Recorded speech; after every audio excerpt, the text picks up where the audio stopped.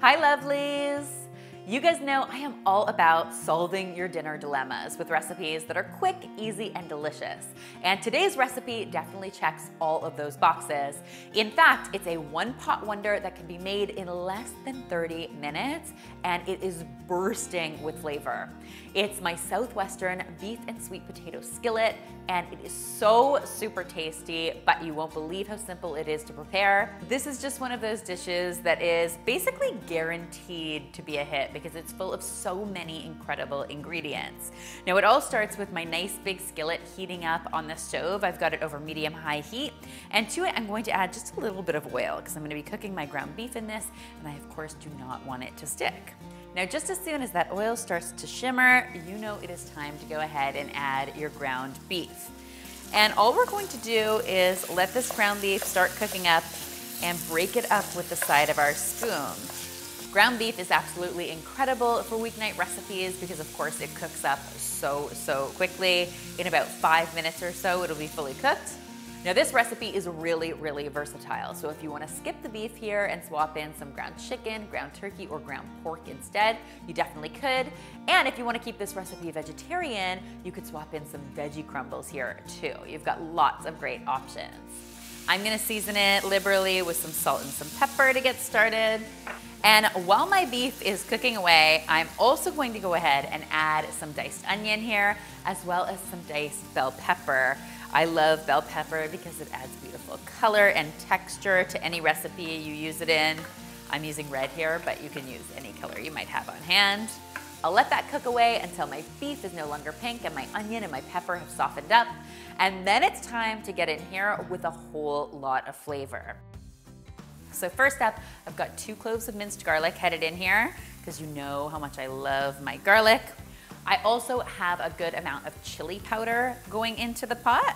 And then to bring on even more great flavor as well as a little bit of heat, I'm going to be using a combination of canned green chilies, which are a little on the milder side, and a few chipotle peppers that I've minced up, which are a little bit spicier, but also have a little smokiness to them, which I absolutely love. Now, the chili peppers in this recipe are of course optional. If you don't like the heat, you can leave them out. But in my opinion, they are absolutely delicious and add so much flavor. I love my food with a little bit of kick, as you guys know, so I'm always happy to go for it, but it really is just a matter of preference based on what your family really enjoys. I like to give those about 30 seconds to a minute in the pan, just so they get nice and fragrant. And then I'm gonna go ahead and add the rest of my ingredients to this. So first up, I have got 1 large sweet potato here. I peeled it and cut it into cubes, and I'm just gonna get that right into the pan. I also have some corn here, so I'm using some frozen corn that I thawed. You could use fresh corn or canned corn if you want to. Whatever you have is great. And then finally, I want to add a little bit of liquid to the pan to help my potatoes cook up and get nice and tender. So to do that, I'm adding some beef broth. You could theoretically use water here, but I have to tell you, the beef broth adds a ton of great flavor and a bit of savory saltiness to this dish, so I'm a big fan. Just gonna give this one a really quick stir, and just as soon as that beef broth reaches a nice simmer, I'm gonna reduce my heat to medium, pop a lid on my skillet, and let this cook away for about 10 minutes or so, stirring it every few minutes.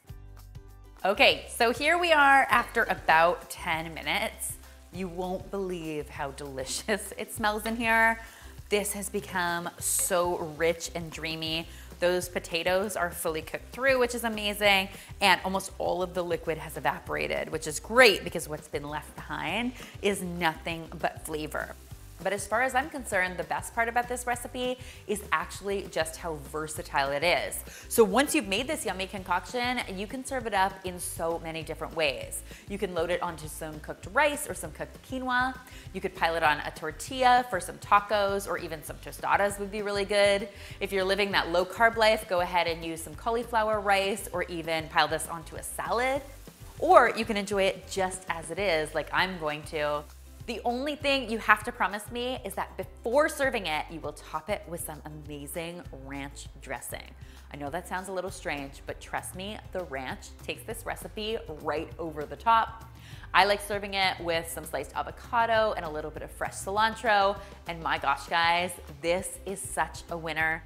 In less than 20 minutes on the stove, you have got a dish that is so mouthwatering. Everyone is going to love it. I hope you love it as much as I do and that you will give it a try for yourselves.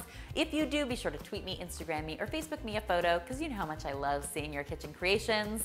Remember, this recipe, like all of my recipes, can be found on healthymealplans.com, our amazing meal planning site that allows you to browse more than 1,000 recipes, drag and drop them into your weekly meal plan, and then automatically generates your grocery list for the week. What could be easier? And finally, if you haven't already, be sure to subscribe because there is lots more deliciousness where this came from.